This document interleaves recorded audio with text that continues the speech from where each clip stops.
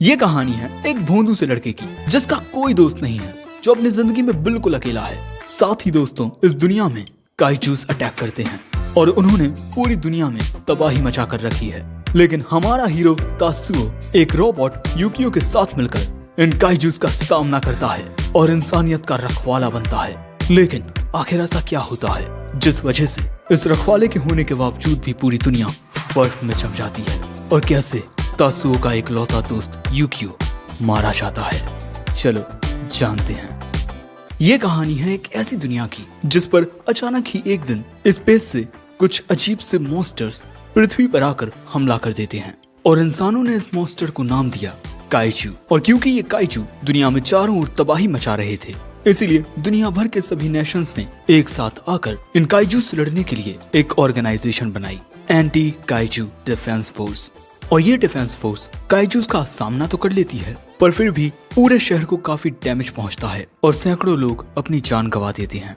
लेकिन जल्द ही इंसानियत को अब एक हीरो मिलने वाला था, जिसके बाद हम देखते हैं हमारी कहानी के मेन कैरेक्टर तात्सुओ को, जो अपने स्कूल में बाकी बच्चों को बस खेलते हुए देख रहा था। और इसके बाद जब क्लास के कुछ बच्चे उसे अपने साथ कहीं खेलने के लिए ले जाने के लिए इनवाइट करते हैं, तब भी यहाँ तात्सुओ तुरंत यहाँ से भाग जाता है, जिससे हमें पता चलता है कि तात्सुओ को दूसरों के साथ इंटरेक्ट करना, बात करना जरा भी नहीं आता। लेकिन जैसे ही फिर वो घर पहुँचता है, वो देखता है कि एक रोबोट यहाँ आंदोलन कर रहा है। अब इस रोबोट को तात्सुओ के पिता ने बनाया है। दोस्तों, ये एक सेल्फ डिस्ट्रक्ट रोबोट है और ये इसीलिए बनाया गया है ताकि ये काइजूस के पास जाकर वहाँ खुद को सेल्फ डिस्ट्रक्ट कर लेगा, जिससे एक ही बार में कई सारे काइजू मारे जाएंगे और किसी भी इंसान की जान नहीं जाएगी। पर ये रोबोट मरना नहीं चाहता है। पर यहाँ तात्सुओ के पिता कहते हैं कि काइजूस के खिलाफ ये रोबोट इंसानियत का हुक्म का इक्का होगा। पर भाई लोग, इसी एक रोबोट को बनाने में इन पर बहुत कर्जा आ गया है। वहीं तात्सुओ को इस रोबोट से बहुत हमदर्दी होती है। अब इसके बाद जब इनके शहर पर काइजू अटैक होता है, तो तात्सुओ तुरंत उस रोबोट के पास जाता है और इसके बाद वो इस स्नोमैन रोबोट में बैठकर इसके मैनुअल को पढ़ने लगता है कि ये इसे मैनुअली कैसे कंट्रोल कर सकता है। और इसके बाद तात्सुओ उसे धीरे धीरे कंट्रोल करने की कोशिश करता है, इस खतरे को जानते हुए कि ये रोबोट एक छोटी सी गलती से भी फट सकता है। और इसके बाद तात्सुओ स्नोमैन के साथ टेक ऑफ करता है, जो देख तात्सुओ के पिता और बाकी के साइंटिस्ट हैरान हो जाते हैं कि तात्सुओ स्नोमैन को कंट्रोल कर रहा है। और इसके अगले सीन में हम देखते हैं कि तात्सुओ ने उस काइजू को खत्म कर दिया है। और इसके बाद तात्सुओ के पिता का इंटरव्यू लिया जा रहा है और अब तात्सुओ के पिता स्नोमैन को सेल्फ डिस्ट्रक्ट नहीं करेंगे, क्योंकि सभी लोगों को उनका ये नया हीरो काफी पसंद आया है। वहीं एक काइजू को हराने के बाद तात्सुओ बहुत ज्यादा नर्वस होता है और फिर इसी तरह काइजूस को मारते हुए तात्सुओ बड़ा हो जाता है। जिसके बाद जब एक काइजू लोगों पर हमला करने आ रहा था, तभी उन्हें बचाने स्नोमैन आता है एक नए डिजाइन के साथ। और इसी तरह तात्सुओ इंसानियत का हीरो बनकर काइजूस से लड़ता रहता है। लेकिन इसके बाद सीधा सीन बदलता है और हम 10 साल बाद देखते हैं स्पेस में एक काफी बड़ी शिप होती है। और दोस्तों, यहाँ पर तात्सुओ स्नोमैन के साथ स्पेस में आया है एक फाइनल बैटल के लिए, यानी कि स्पेस में जितने भी काइजूस होंगे उन्हें तात्सुओ स्नोमैन के साथ खत्म करेगा। वैसे इस स्पेसशिप में काफी सारे लोग होते हैं जो काइजूस के साथ अपनी फाइनल बैटल को लेकर काफी ज्यादा एक्साइटेड थे। जिसके बाद तात्सुओ स्पेसशिप के बाहर जाता है, क्योंकि बाहर ही था स्नोमैन। वैसे तात्सुओ ने स्नोमैन का नाम यूकियो रखा है। अब इसके बाद तात्सुओ यूकियो में बैठकर इस बात को लेकर परेशान हो रहा था कि इतना वक्त गुजरने के बाद भी वो दूसरों के साथ इंटरेक्ट करना सीख नहीं पाया है। और यही सब सोचते हुए वो कह रहा था कि मैं कितना बड़ा वाला लूजर हूँ यार। सो यूकियो तात्सुओ को मोटिवेट करने की कोशिश करता है कि हार मत मान भाई, और बस धीरे धीरे कोशिश करता रहे। और इसी बारे में जब इनकी बातचीत हो ही रही थी कि तभी स्पेसशिप की कैप्टन मिस तात्सुओ को कॉल करती हैं, ये बताने के लिए कि ये लोग जल्द ही काइजू इलाके में पहुंचने वाले हैं। और इन्हें पूरा यकीन होता है कि ये लोग इस लड़ाई में जरूर जीतेंगे, क्योंकि इनके पास है एक नया हथियार, इन्फिनिटी लेजर, जो 100 किलोमीटर के दायरे में मौजूद सभी काइजूस को खत्म कर देगा। अब इनका प्लान कुछ ऐसा है कि सबसे पहले तात्सुओ और यूकियो काइजू का ध्यान भटकाएंगे और पीछे से शिप से इन्फिनिटी लेजर से उन पर अटैक हो जाएगा। और फिर थोड़ी ही देर बाद काइजूस का झुंड इन्हें इनकी ओर आते हुए दिखाई देता है। और इतने सारे काइजूस को देख कैप्टन और बाकी सबके होश उड़ जाते हैं और वो तुरंत मिशन को स्टार्ट करने का ऑर्डर देती हैं। जिसके बाद तात्सुओ यूकियो के साथ अपनी 7 स्वॉर्ड से काइजूस पर हमला कर देता है। यूकियो और तेत्सुओ अपना काम करने लगे हैं, इसीलिए अब बारी है मिस कैप्टन की। वो तुरंत इन्फिनिटी लेजर को एक्टिवेट करने का ऑर्डर देती हैं और इसके बाद जैसे ही इन्फिनिटी लेजर फायर होने के लिए रेडी थी, तभी अचानक कुछ होता है। वो इन्फिनिटी लेजर काम ही नहीं करती, उसका सिस्टम क्रैश कर जाता है। किसी को समझ नहीं आता कि अचानक से इन्फिनिटी लेजर खराब कैसे हो गई। और अब इससे पहले कि ये लोग यहाँ से भाग पाते, पूरी स्पेसशिप का सिस्टम क्रैश कर जाता है, यानी अब ये लोग कुछ नहीं कर सकते। जिसके बाद इनकी शिप पर काइजूस अटैक कर देते हैं। ये काइजूस पूरी शिप को तोड़ने मोड़ने लगते हैं और जब तेत्सुओ यूकियो के साथ लड़ रहा था, तभी इन्हें शिप में बड़ा धमाका दिखाई देता है। पूरी शिप टुकड़े टुकड़े होने लगती है। इन्हें समझ ही नहीं आता कि ये कैसे हुआ। तेत्सुओ डिसाइड करता है कि ये लोग तुरंत शिप के पास जाएंगे और जितने भी लोग जिंदा बचे हैं वहां उनकी मदद करेंगे। लेकिन इसके बाद हम देखते हैं कि इन काइजूस से लड़ते हुए तेत्सुओ बहुत ज्यादा थक चुका है, जबकि काइजूस गिनती में कम हो ही नहीं रहे। साथ ही यूकियो भी काफी बुरी तरह से डैमेज हो चुका है और अब इसीलिए यूकियो डिसाइड करता है कि अब वो यहाँ खुद को सेल्फ डिस्ट्रक्ट कर लेगा। तेत्सुओ के पास भी कोई दूसरा ऑप्शन नहीं होता, वो भी इसके लिए हामी भर देता है। लेकिन अब ऐसे मोमेंट पर भी यूकियो तेत्सुओ का मजाक उड़ाने लगता है कि तुम कभी एक दोस्त तक नहीं बना पाए, कितनी शर्म की बात है तू। पर तेत्सुओ कहता है कि किसने कहा कि मैं दोस्त नहीं बना सका, तुम हो ना मेरे दोस्त, और हम दोनों इतने पक्के दोस्त हैं कि अब हम दोनों एक साथ यहाँ मरेंगे भी। पर इसके बाद हम तेत्सुओ का पास्ट देखते हैं, जहाँ वो कभी दूसरे बच्चों के साथ इंटरेक्ट कर ही नहीं पाया और उसके पापा वो हमेशा अपने रिसर्च में ही बिजी रहते। उन्होंने कभी तेत्सुओ को सिखाया ही नहीं कि दूसरों के साथ इंटरेक्ट कैसे करते हैं। जब तेत्सुओ की उम्र के बच्चे मस्त एंजॉय कर रहे थे, तेत्सुओ यूकियो के साथ दुनिया का हीरो बना हुआ था। लेकिन अब प्रेजेंट में यूकियो तेत्सुओ की ओर देखते हुए कहता है, मुझ जैसे एक रोबोट को एक नाम देने के लिए शुक्रिया तेत्सुओ। और इसके अगले ही पल में यूकियो जो सारा कंट्रोल होता है वो खुद ले लेता है और यही देख तेत्सुओ के होश उड़ जाते हैं, क्योंकि वो समझ चुका है कि यूकियो क्या करने वाला है। जिसके बाद यूकियो कहता है, मुझे लगता है जैसे मैंने कोई गुनाह किया हो। तुम्हारी जिंदगी के 10 साल जो तुमने मेरे साथ इन काइजूस से लड़ते हुए गुजारे, वो तुम कितनी खूबसूरती से जी सकते थे। लेकिन मैं सेल्फ डिस्ट्रक्ट ना हो जाऊं, ये रोकने के लिए तुम मेरे साथ रहे। देखा जाए तो तुमने मेरी जिंदगी बचाई है और अब अपना फर्ज निभाने की मेरी बारी है। जिसके बाद यूकियो उस पार्ट को अलग कर देता है जिसमें तेत्सुओ बैठा हुआ था और अब आखिर में यूकियो कहता है, मैं उम्मीद करता हूँ कि अब तुम वो नॉर्मल और खूबसूरत जिंदगी जी पाओगे जिसका ख्वाब तुम दिल ही दिल में रखते हो, और हाँ, साथ ही बहुत सारे दोस्त बनाना। तेत्सुओ यूकियो को छोड़कर जाना नहीं चाहता था।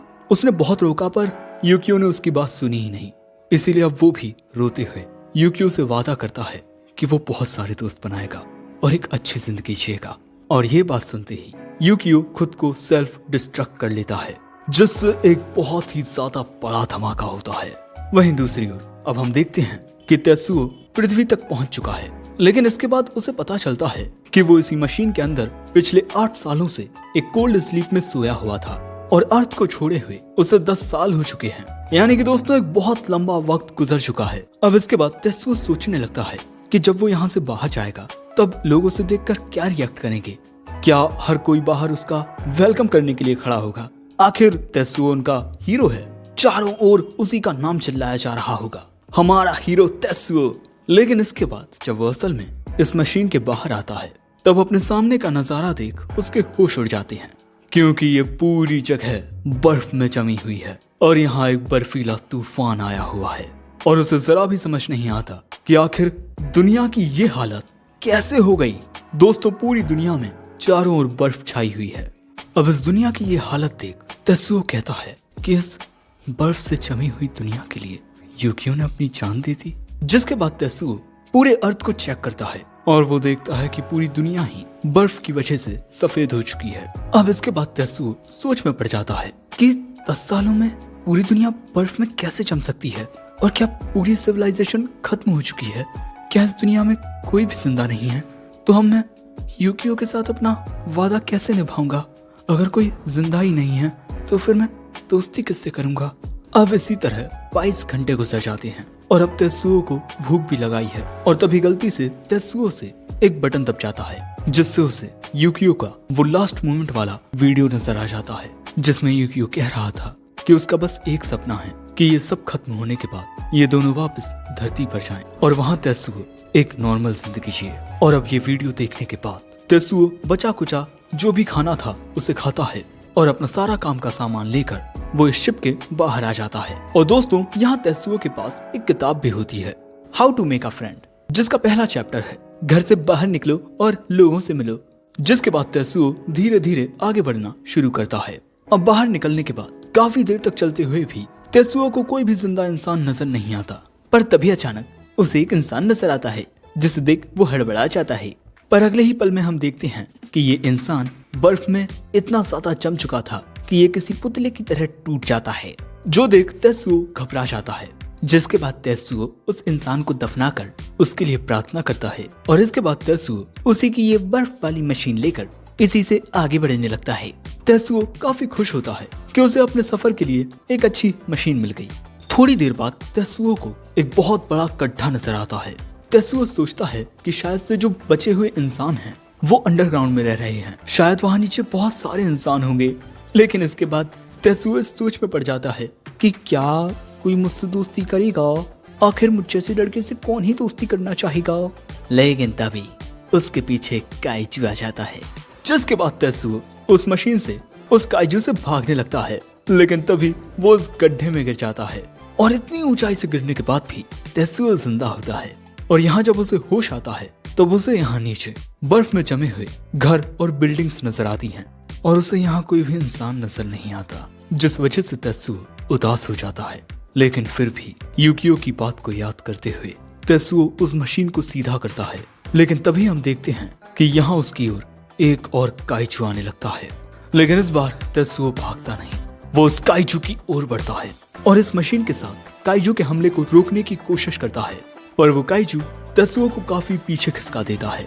इसके बाद वो काइजू फिर से तेत्सुओ की ओर बढ़ता है, पर तेत्सुओ उसके अटैक पैटर्न और इंटेंशन को समझते हुए उस काइजू के हमले को फिर से इस मशीन से रोकता है। लेकिन एक बार फिर से वो काइजू तेत्सुओ को पीछे फेंक देता है। लेकिन फिर से जब ये दोनों एक दूसरे की ओर आगे बढ़ते हैं अपनी पूरी ताकत के साथ, तो इस बार तेत्सुओ की मशीन टूट जाती है और तेत्सुओ फिर से काफी पीछे धकेल दिया जाता है।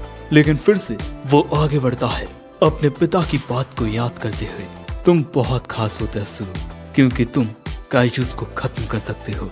और अब प्रेजेंट में तेत्सुओ अपना पूरा जोर लगाकर उस मशीन के साथ काइजू के मुंह में चला जाता है और उस मशीन का नुकीला हिस्सा उस काइजू के सिर के आर पार हो जाता है और ऐसे ही वो काइजू यहाँ मारा जाता है। अब इसके बाद हम देखते हैं कि यहाँ कुछ इंसान आते हैं और आपस में बात करते हैं कि ये काइजू यहाँ कैसे मर गया।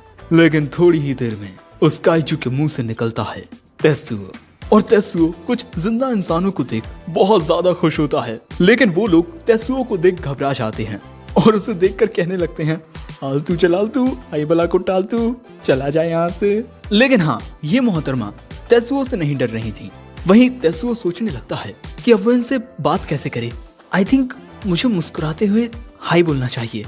लेकिन इसके बाद वो जैसे मुस्कुराता है ना, वो प्यारी सी मुस्कुराहट इन लोगों को बड़ी सस्पिशियस लगती है। लेकिन इसके बाद हाई कहने से पहले ही तेत्सुओ यहाँ बेहोश हो जाता है। जिसके बाद हमें यूकियो और तेत्सुओ का साथ में एक सीन दिखाया जाता है, जहाँ तेत्सुओ कहता है कि ये बुक ना कमाल की है, इसमें लिखा हुआ है कि दोस्त कैसे बना सकते हैं। देखना तुम यूकियो, इस बार मैं दोस्त जरूर बनाऊंगा। लेकिन इसके बाद तेत्सुओ कहता है कि शायद मेरे साथ कोई बात करना चाहता ही नहीं है, क्योंकि जब भी मैं तुम्हारे साथ नहीं होता यूकियो, कोई भी मुझ पर ध्यान नहीं देता। अब इसके बाद प्रेजेंट में जब तेत्सुओ को होश आता है, तब वो देखता है कि उसके सामने काफी सारे इंसान हैं जो उस काइजू की कट्टी पिट्टी कर रहे हैं, क्योंकि ये लोग इसी के मीट को खाते हैं। इतने सारे लोगों को देख तेत्सुओ बड़ा खुश होता है, पर उसे समझ नहीं आता कि ये लोग क्या कर रहे हैं। और तभी वो देखता है कि उसके हाथ बंधे हुए हैं। लेकिन यहाँ तेत्सुओ अपने हाथों को डिसलोकेट करके उन्हें सीध में ले आता है। अब इसके बाद हमें फिर से वो लड़की देखने को मिलती है जो हमने थोड़ी देर पहले देखी थी, और ये यहाँ स्क्वाड लीडर निशिमुरा से बात कर रही है। और इसके बाद जो इनकी बात होती है, हमें जानने को मिलता है कि ये जो मोहतरमा है, ये अपनी छोटी सी टीम के साथ कभी कभार काइजू के इलाके में आती हैं। तभी इन मोहतरमा के वो दोनों साथी दौड़ते हुए आते हैं और इन्हें बताते हैं कि जिस लड़के को इन्होंने बांध कर रखा था वो वहाँ से भाग गया है। वहीं हम तेत्सुओ को देखते हैं जो इन लोगों को कट्टी पिट्टी करते दिख रहा था। तेत्सुओ देखता है कि किस तरह ये सभी लोग एक साथ मिलकर काम कर रहे हैं और वो ये भी समझ जाता है कि पूरी दुनिया के जमने के बाद आखिर किस तरह से लोग सरवाइव कर रहे हैं इन्हीं काइजूस के मीट पर। और ऐसे ही लोगों को देख उसकी आंखों में खुशी के आंसू आ जाते हैं। तभी उसे एक छोटी बच्ची नजर आती है। वो बच्ची यहाँ वहाँ भाग रही थी। तभी तेत्सुओ देखता है कि एक बर्फ की चट्टान उस बच्ची के ऊपर गिरने वाली है। सो तभी तेत्सुओ एक रॉड को लेकर भागता हुआ जाता है और उस बर्फ की चट्टान को हवा में ही तोड़ देता है और उस बच्ची को बचा लेता है। लेकिन इसके बाद वो बच्ची रोने लगती है। उस बच्ची को रोता हुआ देख तभी उसके दद्दू वहां जाते हैं और हमें पता चलता है कि ये लड़की नहीं लड़का है और ये ताऊ इसके दद्दू नहीं पापा हैं। और एक दिन पहले ये इन्होंने अपनी बीवी को खोया है। वहीं बाकी दो आदमी तेत्सुओ को थैंक्स बोलते हैं इस बच्चे को बचाने के लिए। लेकिन इसके बाद वो उससे पूछते हैं कि वो है कौन। अब भैया तेत्सुओ को समझ ही नहीं आता कि वो इनके साथ बात कैसे करे, पर क्योंकि ये दोनों उससे बहुत सवाल पूछ रहे थे सो ये महाशय आकर उन दोनों को लपेट देते हैं। वैसे इन महाशय का नाम है कोरेजू और कहते हैं कि इससे ज्यादा सवाल मत पूछो, मैं इसका काफी आभारी हूँ। वैसे बच्चे, मेरा नाम कोरेजू है और मेरे बेटे का नाम चोची, और तुम? अब तेत्सुओ यहाँ हाथ मिलाते हुए अपना नाम बताता है। अब इसके बाद हम देखते हैं कि तेत्सुओ तो खुश होता है, वहीं कोरेजू तेत्सुओ को शुक्रिया के रूप में कुछ मीट देने का डिसाइड करते हैं। वहीं ये तीनों तेत्सुओ को ढूंढ लेते हैं। ये बड़ा आदमी फुरुमाची कहता है चलो अब इसे पकड़ लेते हैं। मोहतरमा कहती हैं हमारा काम है मॉल में मौजूद खतरे का सामना करना, पर इस लड़के को देखो, मुझे नहीं लगता कि ये कोई खतरा है। बाकी बातें तो हम इससे बाद में भी पूछ लेंगे।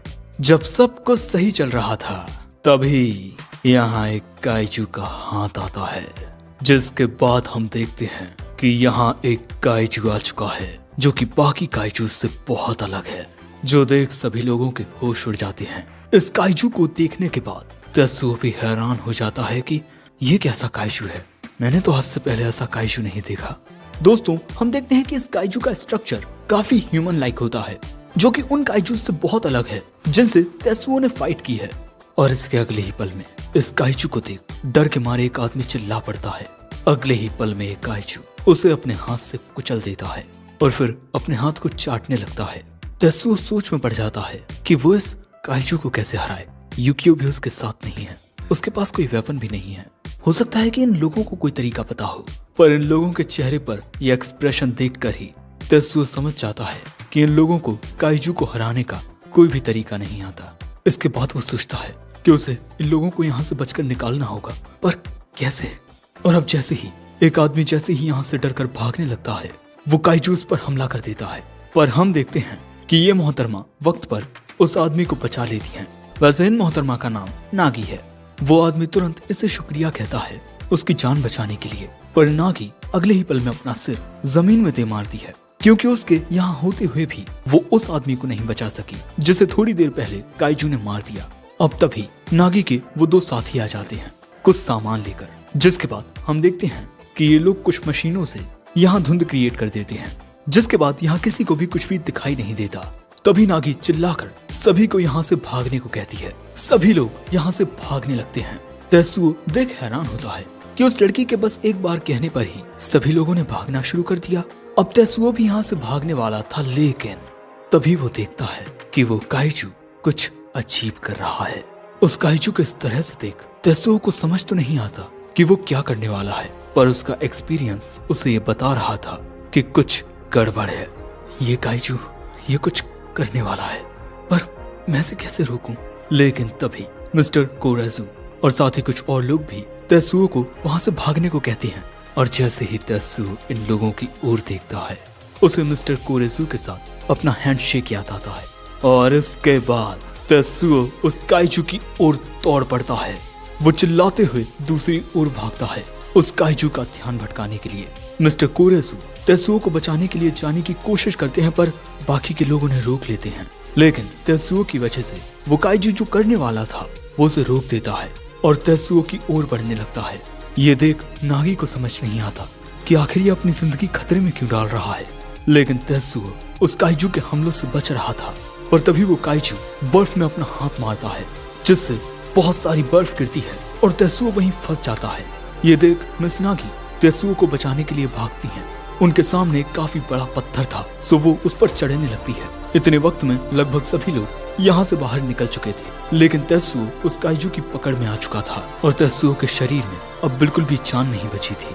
लेकिन अगले ही पल में बर्फ की चट्टान को तोड़ते हुए उस काइजू के हाथ पर एक रोबोट आकर गिरता है। तेत्सुओ उस काइजू के हाथ से छूट जाता है, पर तेत्सुओ को यहाँ कुछ समझ नहीं आता, जिसके बाद हमें पता चलता है कि थोड़ी देर पहले शायद से यूकियो का जितना भी डाटा था वो उस मशीन में ट्रांसफर हो गया, जिसके जरिए यूकियो धरती पर आया था और फिर इसने तुरंत ही तेत्सुओ की लोकेशन का भी पता लगा लिया और फिर ये सीधा उसी की ओर टेक ऑफ कर गया।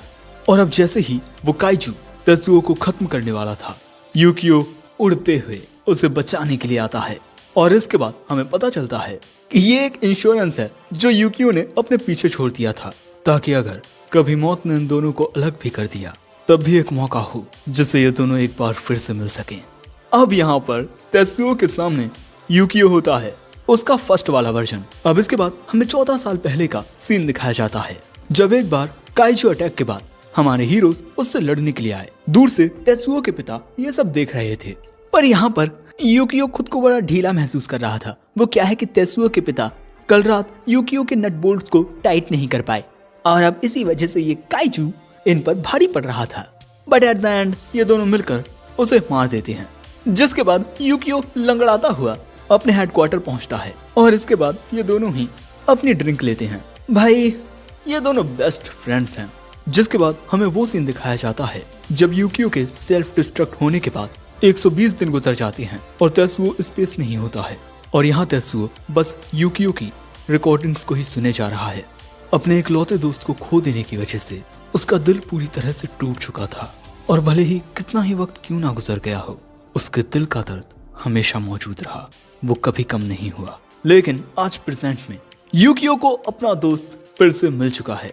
अब जब ये काइजू इन पर हमला करता है तब इसके हमले से बच यूकियो इस पर ही पलटवार करके इसे पटक देता है और इसके बाद हमें पता चलता है कि यूकियो के सेल्फ डिस्ट्रक्ट होने के बाद जो उसका पूरा डाटा, उसकी पर्सनैलिटी थी, वो एक पॉड में जाकर ट्रांसफर हो गई। यानी कि ये वो वाला मशीन नहीं है जिससे तेत्सुओ धरती तक पहुंचा। ओके, अब अपने दोस्त को फिर से अपनी आंखों के सामने देख तेत्सुओ रोने लगता है और कहता है, हम दोनों फिर से घर आ गए यूकियो। पर दोस्तों यहाँ पर ये काइजू अभी भी जिंदा होता है। बाकी लोगों को तो समझ ही नहीं आ रहा था कि ये क्या हो रहा है। ये भड़वा काइजू अभी भी जिंदा है और ये रोबोट कहाँ से आ गया। लेकिन दोस्तों इस काइजू का सामना करने के लिए यूकियो के पास कोई वेपन नहीं होते, क्योंकि ये बस एक पॉड है, कोई प्रोटोटाइप तक नहीं है। वहीं लोग देखते हैं कि वो लड़का तो उस रोबोट के साथ बात कर रहा है और तभी हम देखते हैं कि ये काइजू फिर से अपना वही अटैक करने के लिए रेडी हो जाता है जो ये थोड़ी देर पहले करने वाला था। दोस्तों इस काइजू का ये अटैक इसकी स्पीड को बहुत ज्यादा बढ़ा देता है। ये सीधा जाकर टकराता है यूकियो से, लेकिन इस धुंध के हटते ही हम देखते हैं कि यूकियो इसके हमले से बच चुका था और यूकियो तेत्सुओ को अपने अंदर बैठा चुका है। लेकिन तभी ये काइजू फिर से अपना वही अटैक करने के लिए रेडी हो जाता है, जो देख यहाँ सभी लोग उनके लिए परेशान होने लगते हैं। पर जो इनकी स्क्वाड का लीडर है निशिमुरा, वो कहता है परेशान होने की कोई जरूरत नहीं है, वो दोनों सब संभाल लेंगे, कहीं तुम सब इन्हें भूल तो नहीं गए ना। और इसके बाद जैसे ही वो काइजू अपना अटैक करता है तभी ये दोनों एक तलवार बनाकर उसकी गर्दन को उसके धड़ से अलग कर देते हैं। ये देख सभी लोगों के होश उड़े के उड़े रह जाते हैं और फिर सभी लोग बहुत ज्यादा खुश होते हैं क्योंकि ये काइजू यहाँ पर मारा जा चुका है। वहीं में इस नागी तो लगता तो यही है कि ये तेत्सुओ से इम्प्रेस हो चुकी हैं।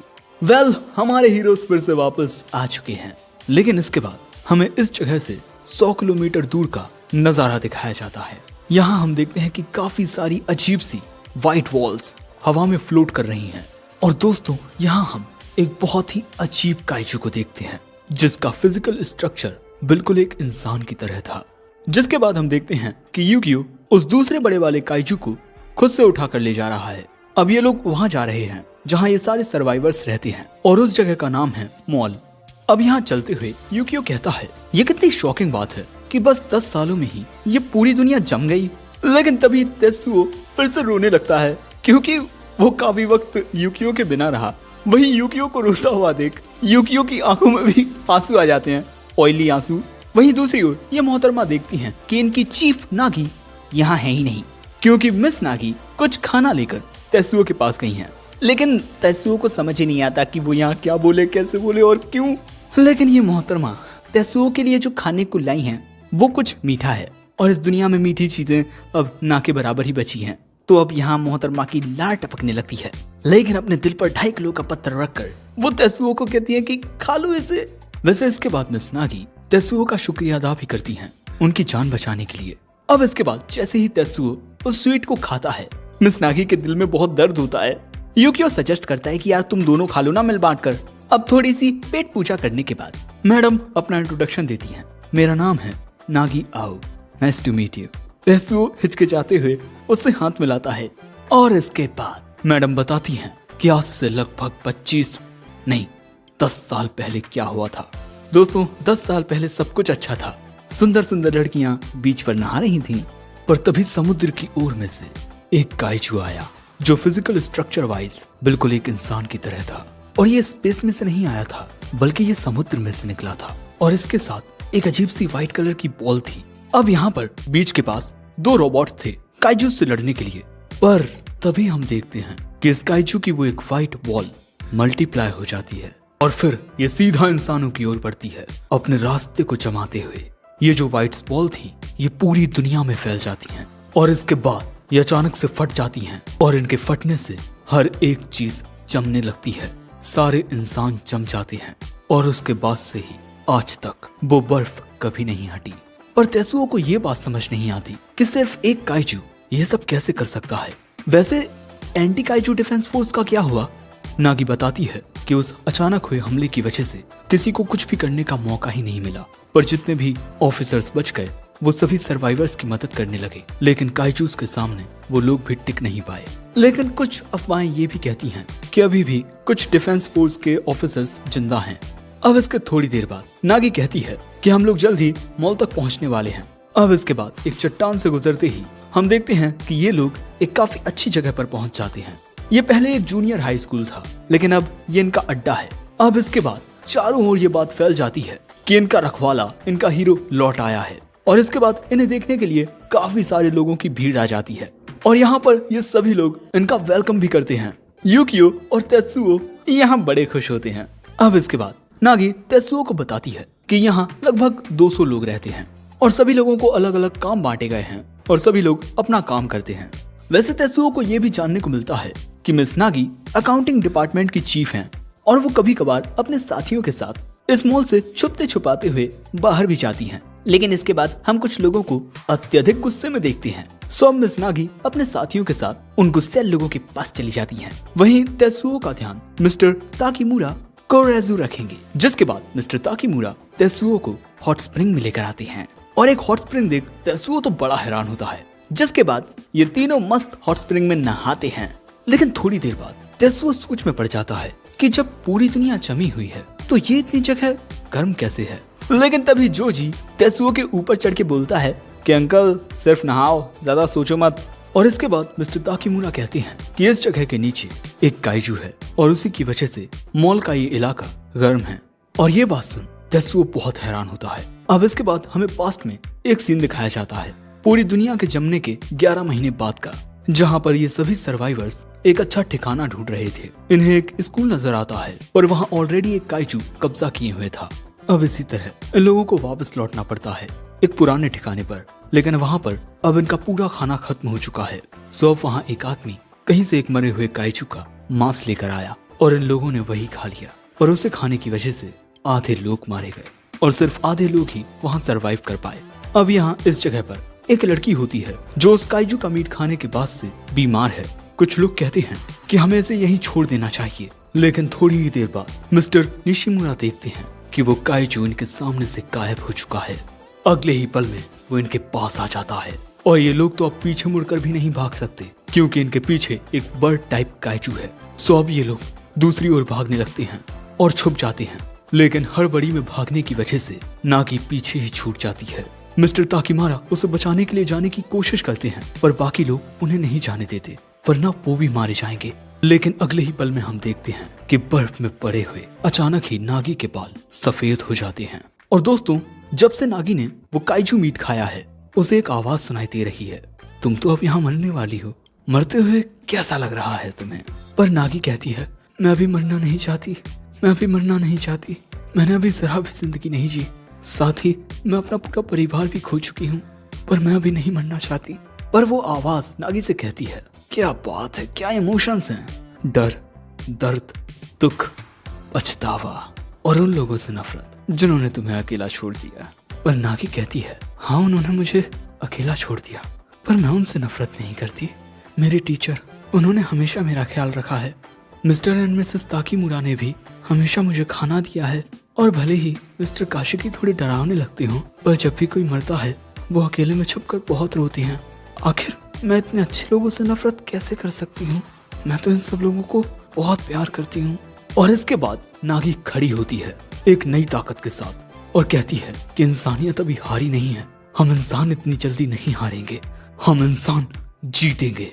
लेकिन तभी वो काइजू नागी पर हमला करने आता है, लेकिन कोई दूसरा काइजू उस काइजू को दूर पटक देता है।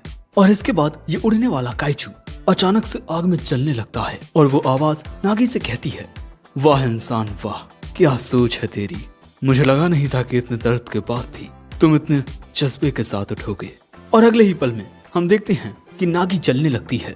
वहीं वो वर्ड काइजू भी थोड़ा तब्दील सा हो जाता है और यही देख लोगों को समझ आता है कि नागी ने उस काइजू को टेम कर लिया है, यानी कि नागी एक काइजू टेमर है। और यहाँ जो काइजू नागी से कहता है, मुझे तुम इंसान बड़े दिलचस्प लगे, मैं तुम लोगों के बारे में और जानना चाहूंगा, मैं तुम लोगों को प्रोटेक्ट करूंगा, बदले में मुझे नॉलेज चाहिए। और अब प्रेजेंट में तेसुओ देखता है उस काइजू को जो अंडरग्राउंड है और नागी ने जिसे टेम किया था, और इसी की वजह से ये मॉल का इलाका बर्फ में नहीं जमा है। तभी नेक्स्ट सीन में हमें कुछ लोग देखने को मिलते हैं जो उसी बर्फ वाले काइजू पर नजर रखे हुए हैं। तभी यहाँ इनकी एक ग्रुप मेंबर आती है, इसका नाम ओतोइची है। कर्नल सागामी कहते हैं, इस पर काफी लंबे वक्त से नजर है, पर ये ज्यों का त्यों बैठा हुआ है, अगर हमें इस दुनिया को बचाना है तो हमें इसे खत्म करना होगा। लेकिन तभी वो काइजू इन्हें देख लेता है और अगले ही पल में एक 3 सिर वाला बड़ा सा काइजू इनके सामने आ जाता है। ये शायद से उसी आइस वाले काइजू का बॉडीगार्ड है। और इसके बाद हमें जानने को मिलता है कि ये लोग एंटी काइजू डिफेंस फोर्स से हैं, पर इनकी ऑर्गेनाइजेशन का नाम है वियर्डे और अब ये इस काइजू का सामना करने वाले हैं। दूसरी ओर इस काइजू को देख तेसुओ काफी हैरान होता है। वैसे दोस्तों मैं तुम्हें एक बात बता दूं कि जो वो वियर्डे ऑर्गेनाइजेशन है वो इस फायर काइजू को हासिल करना चाहती है। और वैसे ये काइजू जो भी बोलता है वो बातें सिर्फ नागी को समझ आती हैं, क्योंकि वो उसकी टेमर है। एंड ये काइजू काफी ज्यादा पावरफुल होता है और जब नागी इस काइजू के पास में होती है तब वो भी थोड़ी बहुत फायर को कंट्रोल कर पाती है। और यहाँ नागी कहती है कि भले ही हमें कितनी ही दिक्कतों का सामना क्यों ना करना पड़े, पर हम काइजूस के खिलाफ ये जंग जरूर जीतेंगे। वेल इसके बाद नागी इस काइजू की बुराई करने लगती है कि ये अपनी पूरी ताकत लगाकर इस पूरे इलाके को गर्म रखता है, लेकिन बदले में इन महाशय को क्या चाहिए? सिर्फ किताबें, सिर्फ नॉलेज। इसके बाद मिस्टर ताकीमुरा तेसुओ को उनके कमरे में लेकर आते हैं और आज से ये कमरा तेसुओ का भी है। और दोस्तों इस जगह पर रूम्स सिर्फ फैमिलीज को ही मिलते हैं, यानी कि आज से तेसुओ भी ताकीमुरा फैमिली का एक हिस्सा है। ये सुन तेसुओ की आंखों में आंसू आ जाते हैं, पर तभी तेसुओ यहाँ लगे हुए एक पर्दे को हटाता है जिसके पीछे एक मोहतरमा अपने कपड़े बदल रही थी। तेसुओ को देखते ही ये मोहतरमा तेसुओ को मारने के लिए एक औजार उठा लेती हैं, पर इसके बाद वो ये देख और भी ज्यादा हैरान हो जाती हैं कि तेसुओ वहीं बेहोश हो चुका है। भाई ने अभी अभी जो नजारा देखा वो उसका माइंड प्रोसेस नहीं कर पाया, जिससे शॉर्ट सर्किट हो गया। अब इसके थोड़ी देर बाद जब तेसुओ को होश आता है तब यही मोहतरमा उसे हवा कर रही हैं। वैसे ये मिस्टर ताकीमुरा की बेटी हैं, इनका नाम है हगाने। इसके बाद हगाने कहती है, पापा काम पर गए हैं और उन्होंने तुम्हारे लिए ये लेटर छोड़ा है। तेसुओ लेटर पढ़ता है, मुझे आते आते रात हो जाएगी, मेरी बेटी का ध्यान रखना, और हाँ अगर वो अपनी माँ की वर्कशॉप पर जाने की कोशिश करे तो उसे रोकना, उसने 1 महीने पहले ही अपनी माँ को खोया है। अब इसके बाद हगाने कहती है कि चलो बाहर चलते हैं, मैं तुम्हें आज ये पूरा मॉल घुमाती हूँ। और इसके बाद हगाने तेसुओ को सीधा सबसे बढ़िया जगह पर लेकर आती है, उसकी माँ की वर्कशॉप। हगाने बताती है कि उसकी माँ टेक डिपार्टमेंट में थी, लेकिन अब हगाने इस जगह पर छुपकर एक्सपेरिमेंट करती है। दोस्तों बचपन से ही हगाने ओंगे पोंगे टॉयज बनाने लगी थी। अब इसके बाद हगाने कहती है, मैं तुम्हें एक चीज दिखाने वाली हूँ, तुम उसे देखना और बताना कि उसको लेकर तुम्हारा ओपिनियन क्या है। तभी सीन बदलता है और हमें फिर से ये लोग देखने को मिलते हैं और ये लोग उस काइजू से बचकर भाग निकले हैं। वैसे इन्होंने उसकी एक आंख निकाल ली है। अब इसके बाद ओतोइची इन्हें एक न्यूज बताती है कि अटेरमिस ने उसे बताया है कि माशिमा मॉल में आउटर स्पेस से तेत्सुओ लौटकर आ चुका है, लेकिन उसके साथ स्नोमैन नहीं है बल्कि कोई और रोबोट है। ये सुन कर्नल कहता है, स्पेस में हुए उस हादसे के बावजूद भी तुम जिंदा बच गए। लगता है हमें जो चाहिए वो माशिमा मॉल में ही है, वो फ्लेमिंग काइजू और वो नया रोबोट। अब हम वो दोनों हासिल करेंगे। आखिर हमें इस दुनिया को बचाना है। वहीं दूसरी ओर जब मिस्टर ताकीमुरा घर वापस आते हैं तब तेत्सुओ और हगाने काफी थके हुए नजर आते हैं और यहाँ हगाने तेत्सुओ को उसके डैड को ये नहीं बताने देती कि ये दोनों वर्कशॉप में गए थे। अब इसके बाद मिस्टर ताकीमुरा डिनर बनाना शुरू करती हैं और इसके बाद ये सभी लोग स्वादिष्ट भोजन को ग्रहण करते हैं और फिर इसके बाद सोते हैं। लेकिन तेत्सुओ को तो नींद ही नहीं आती। वो बहुत ज्यादा खुश होता है, आज का उसका दिन बहुत अच्छा रहा, वो कितने नए और अच्छे लोगों से मिला। पर दूसरी ओर हगाने एक बुरा ख्वाब देख रही थी कि किस तरह उसकी आंखों के सामने एक काइजू उसकी माँ को खा गया। और इसके बाद हमें वही काइजू देखने को मिलता है जिसने हगाने की माँ को खाया था।